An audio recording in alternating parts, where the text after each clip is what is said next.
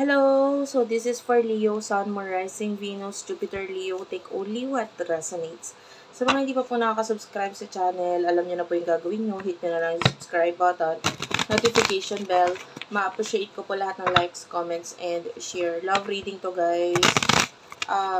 Yeah. Sana mag-comment kayo dyan sa baba. Sobrang ma-appreciate ko yung comment. Nagpapakita kayo ng malaking suporta sa akin. So, sana mag-comment kayo, guys. Let's start, Leo. You do have here the 5 of Clover. The Joker is here. And 8 of Spades. Kung hindi ka nakaka-relate dito sa mga sasabihin ko, ibigay mo sa iba, maaaring hindi para sa'yo ang reading. Huwag mong ipilit. Okay lang naman yun. So, sa 5 of Clover, so nakikita natin ito as, you could be stuck in a connection, lalo na with the 8 of Spades, Gemini, Libra, Aquarius energy. Pero nandun yung willing kang mag-take ng risk, willing kang magsimula ulit, umalis dito sa connection na to. Maybe relationship with the 5 of Clover na parang sobrang away or sobrang gulo na or parang sobrang babaw na. Parang hindi na to okay. Hindi na healthy for you with the Jack of Clover. Yung iba sa inyo na i-open up mo to sa iba, sa friends mo, etc. 9 of Spades is here regarding sa problema ng connection ninyo. Tapos parang para sa'yo, wala na eh. Hindi na to pwede. Hindi na to okay. Diba? Parang ikaw na mismo sa sarili mo ang nakakaalam kung bakit, maraming na ang rason kung bakit kailangan mong umalis sa relasyon or sa connection mo with that person. Especially pag nagkakaroon ng pag-aaway or pagkakagulo sa inyo. And some of you, yung mga advice sa'yo is the same. To get out of the situation. Umalis ka na dyan. Hindi na healthy for yan, para sa'yo yan. 4 of Spades is here. Okay, this is your person. Wala siyang magawa or wala siyang ginagawa with the 10 of Spades is here. Kung magkakaroon man ng ending sa inyo, the King of Spades is here. Nakikita natin yung toxicity mula dito sa person na to. Mahal ka niya actually with the Queen of Hearts, Cancer, Scorpio, Pisces. Mahal ka niya. Okay, mahal niya. And if you do have children, I can see children, anak. Mahal ka niya. Kung may anak kayo, mahal ka rin niya. Mahal niya yung mga anak niyo. The problem is that hindi na kasi nagiging okay kasi marami na rin yung ipinagbago mo. Okay? So, itong person na to with the King of Spades, puno na rin siya kasi ng stress. Meron siya mga bagay na hindi niya or nakikita niya sa sarili niya na parang kakulangan niya and pwedeng na iba-bounce or nagre-reflect yun sa'yo. Diba? Kumbaga sa relasyon ninyo. Kaya hindi to nagiging okay kasi actually may mali din yung person mo dahil pwedeng, alam mo yun, yung parang nagkakaroon na siya ng pagiging moody in a way na alam niya sa sarili niya na ang dami niyang pagkukulang, tas instead na sa halip na ayusin niya yung mga pagkukulang na yun, na ilalabas niya yung mood niya na hindi maganda dahil doon sa mga bagay na hinahanap niya sa sarili niya na hindi niya makita. You know what I mean? So, ibig sabihin, parang apektado yung emosyon niya doon sa mga nasa isip niya. 3 of Hearts is here. Mahal mo yung tao. Gusto mo ng reconciliation or maayos. And the Ace of Clover is here. Gusto mo na new beginning sa inyong dalawa nitong taong to. Yeah, regarding sa mga problema, kumbaga, maraming problema, maraming pinagdaanan na yung connection ninyo, na parang, baka naman kaya pa, baka naman pwede pa, maayos. Especially nung person mo, kasi parang, kumbaga sa inyong dalawa, siya talaga yung may mali. Kumbaga kung nagkakaroon man ng pag-aaway sa inyo, tsaka lang lumalabas yung mga gusto mong sabihin sa kanya, yung mga hinaing mo sa kanya na hindi maganda. The Ace of Hearts is here. So like what I've told you, mahal ka nitong taong to. And alam mo yan with the 3 of Spades, nasasaktan din siya pag nasasaktan ka niya. King of Hearts, so mahal ka talaga nitong person na to. And lalo na kung nagkaroon na ng pagsiselos sa inyong dalawa, like, pwedeng ikaw nagkaroon ng pagsiselo sa side niya or siya nagkaroon ng pagsiselo sa side mo, sa friends mo, whatsoever. Ito nagiging dahilan para makadagdag dito sa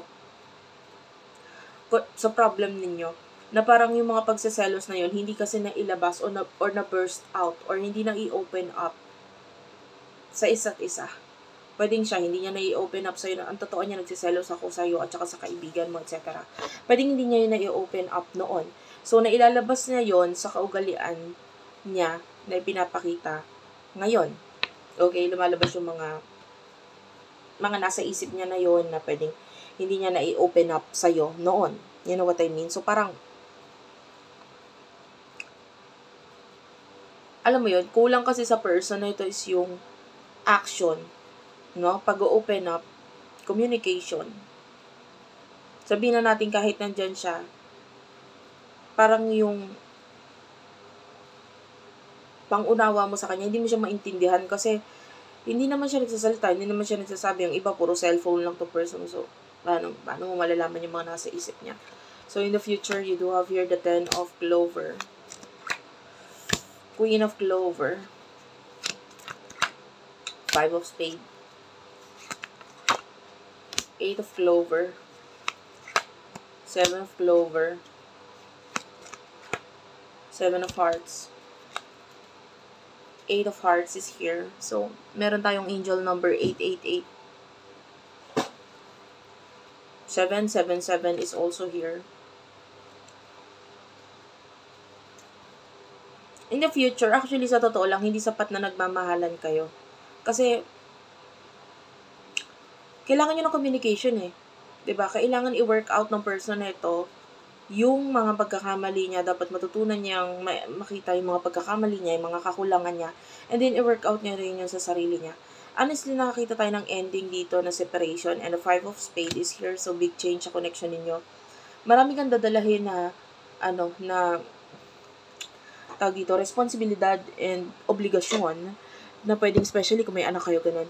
So, nakakakita tayo ng,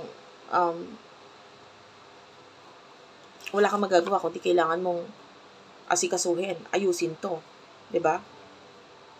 I mean, yung sarili mo, yung you as an individual, you, kapag wala na itong person na to, you, yung mga anak mo, yan, kailangan maayusin yun.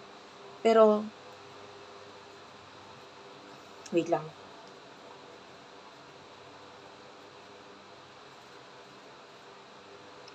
Sorry about that. 7 of Hearts is here, so nagpapakita ito as mahal ka ng person mo, kaya lang masyado siyang nakakoncentrate sa imagination niya eh. Dreams. Hindi siya nagpapaka-focus sa reality. Kailangan mag-focus siya sa realidad. 7 of Clover is here. Kailangan niya i-take yung will. Kumbaga, kung gusto niya mabago yung direksyon ng buhay niya, ng buhay ninyo, kailangan kumbaga sa sasakyan, kailangan siya yung umupo dun sa driver's seat, 'di ba? Kailangan siya yung magmanibela, siya yung mawak na manibela at siya yung mag-lead ng connection na ito. Pero kung wala siyang gagawin, kundi nandun lang siya sa passenger side at ikaw ang nagdidesisyon, ikaw ang nag-iisip, ikaw ang gumagawa ng action, etc., walang mangyayari dahil ikaw ang masusunod. Tapos yung gusto niya mangyari, hindi mo alam. The 8 of Clover is here. It feels like itong person na to, kailangan niyang mag-take ng action. Kasi kung hindi siya mag-take ng action, walang mangyayari. You know what I mean? Kasi sa pagmamahal or sa relasyon, hindi sapat yung nagmamahalan lang. Kailangan may partnership. Kailangan may tulungan. 'Di ba? Kung ikaw ang nagte-take ng lead, kailangan magsalita siya saan ba niya gusto pumunta. Hindi yung pag pinuntahan mo yung bagay na gusto mong puntahan, tsaka siya magrereklamo. 'Di ba? Ano ba yung goal niya sa buhay? Dapat i-open up niya sa yun. Kasi kung hindi siya magiging ganun, laging magiging magulo tong connection na to. Dahil sasabihin niya, lagi na lang ikaw nasusunod, etc., etc. O sige, ano ba yung bagay na gusto mong mangyari? Ano ba yung sige, ikaw naman ang masunod. Pero wala naman kasi siya sinasabi, di ba? Kung magsasalita siya sa'yo, magiging communicative siya sa'yo, mas mag-workout sana. Di ba? So, I can see definitely an ending dito. Pero hindi ikaw yung dapat magbago, yung person mo. Thank you for watching. I love you all and bye-bye.